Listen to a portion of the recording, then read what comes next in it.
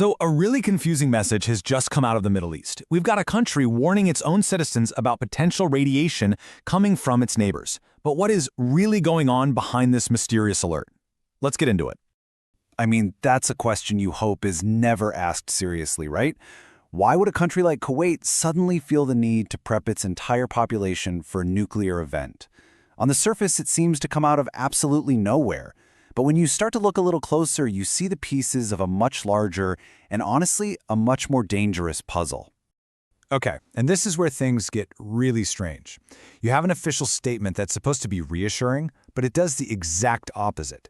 Just imagine being told, hey, don't worry about the potential nuclear radiation from next door. The very fact that they're mentioning it implies you should probably be thinking about it. So what exactly aren't they telling us here? To really understand Kuwait's warning, we have to zoom out and look at a shadow conflict that's been simmering for decades, one that's now threatening to boil over. And at the very center of it all are two major rivals, Iran and Israel. At its core, this whole thing boils down to a fundamental disagreement. Israel has claimed over and over again, even at the UN, that Iran is right on the verge of building a nuclear weapon, and they see that as an existential threat. On the flip side, Iran has consistently said, nope, our nuclear program is purely for peaceful energy. This is the central tension that's driving this entire conflict. And you know, this isn't just talk. We're not speaking in hypotheticals here. Israeli intelligence has specifically called out sites like Fordow, Natanz, and Isfahan as being the heart of Iran's alleged weapons program. The moment you start naming locations, the threat suddenly becomes very tangible. It becomes a series of potential targets on a map. Of course, a regional conflict like this doesn't happen in a vacuum. The United States has been a major player in the region for a long time, and its role, according to some analyses, could be the very thing that turns this long-running standoff into an all-out war.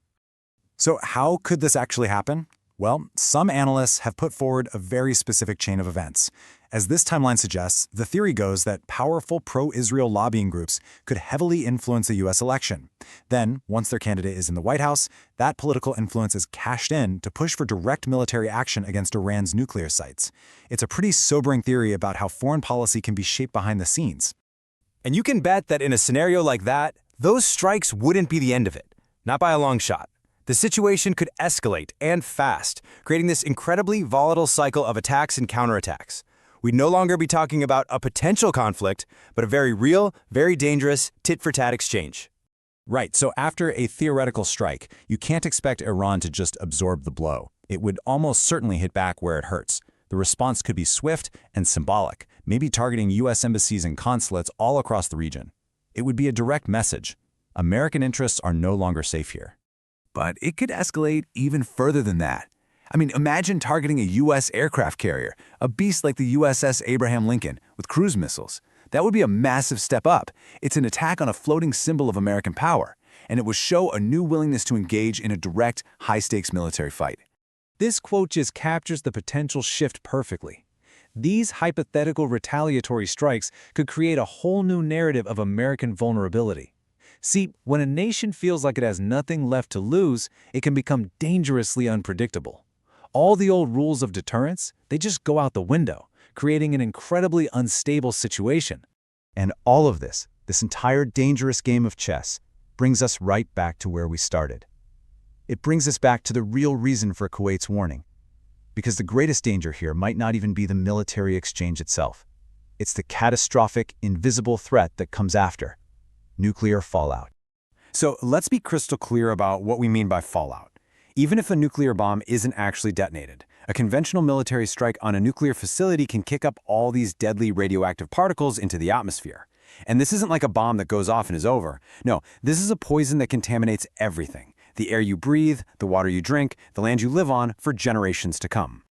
And make no mistake, this isn't an impact that will be contained to just one country. A single number really shows the potential scale of the catastrophe here. Somewhere between 6 and 8 neighboring countries could find themselves directly in the path of a radioactive plume. The consequences are, well, they're almost too grim to really comprehend. We are talking about widespread, agonizing deaths from cancer and radiation sickness. The Persian Gulf, which is a vital source of water for millions, could become toxic. Entire regions could become totally uninhabitable, not for years, but for centuries. That's the true cost of this. So, when you're faced with this kind of terrifying possibility, you don't just sit back and watch.